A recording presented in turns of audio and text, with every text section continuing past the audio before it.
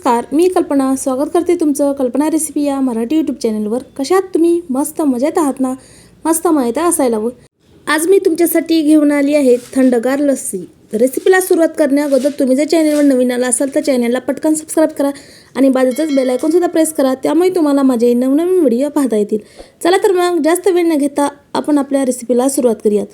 थंडगार लस्सी बनवण्यासाठी मी इथे एक बाउल घेतला आहे। त्या बाउलमध्ये आपल्याला फ्रेश दही टाकून घ्यायचं आहे 2 वाटी। लस्सी बनवण्यासाठी आपल्याला आंबट दही घ्यायचं नाहीये, फ्रेशच दही घ्यायचं आहे, त्यामुळे लस्सी एकदम मस्त लागते। तर इथे मी आता 2 वाटी फ्रेश दही घेतला आहे। आता आपल्याला हे दही फेटून घ्यायचं आहे। दह्यामधल्या गुठळ्या आपल्याला मोडून घ्यायच्या आहेत। अशा पद्धतीने मी इथे चमच्याने दही गोठून घेत आहे। तुम्हाला जर जास्त प्रमाणात लस्सी बनवायची असेल तर तुम्ही मिक्सरच्या जारमध्ये सुद्धा थोडा वेळ फिरवून घेऊ शकता। तर अशा पद्धतीने मी इथे चमच्यानेच गाठी मोडून घेणार आहे। मी आज इथे तुम्हाला मस्त अशी थंडगार लस्सी बनवून दाखवणार आहे। आता उन्हाळा सुद्धा सुरू झाला आहे आणि मस्त बाहेर कडक ऊन पडत आहे आणि बाहेरून आल्यानंतर अशी थंडगार लस्सी भेटली तर एकदम मस्त वाटतं लस्सी प्यायला। तर इथे मी दही फेटून घेतलं आहे। आता आपल्याला यामध्ये साखर टाकून घ्यायची आहे। तर मी इथे 2 वाटी दह्यासाठी अर्धी वाटी साखर घेतली आहे।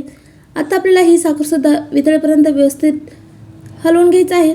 तुम्ही जर इथे पिठी साखर वापरली तरी सुद्धा चालेल, परंतु मी इथे पिठी साखर वापरलेली नाही आहे, अशीच साखर घेतली आहे। आणि यामध्येच आता आपल्याला थोडीशी वेलची पूड टाकून घ्यायची आहे, त्यामुळे लस्सीला एकदम मस्त असा फ्लेवर येतो। आणि आणखी एकदा आपल्याला हे व्यवस्थित मिक्स करून घ्यायचं आहे। उन्हाळा म्हटलं की लस्सी, लिंबू सरबत असं काही थंडगार प्यावंसं वाटतं, तर नक्कीच तुम्ही घरच्या घरी ही लस्सी बनवून तुमच्या घरच्यांना द्या। एकदम टेस्टी अशी ही लस्सी तयार होते। तर इथे मी आता व्यवस्थित हे मिक्स करून घेतलं आहे आणि आपली साखरसुद्धा वितळून झाली आहे।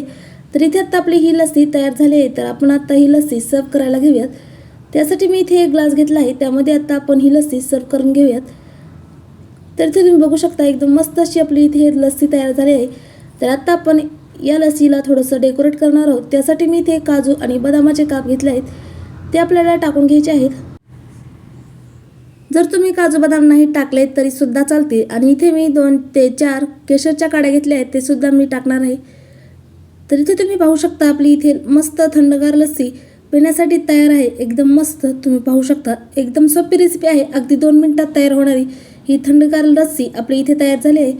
तुम्हाला आजची रेसिपी कशी वाटली नक्की कमेंट करून सांगा। रेसिपी आवडली असेल तर व्हिडिओला लाईक, शेअर आणि सबस्क्राईब करा आणि बाजूचाच बेल आयकॉन सुद्धा प्रेस करा, त्यामुळे तुम्हाला माझे असेच नवनवीन व्हिडिओ पाहता येतील। चला तर मग पुन्हा भेटूयात अशा छानशा रेसिपीसोबत। तोपर्यंत मस्त खा आणि स्वस्त राहा। Bye bye.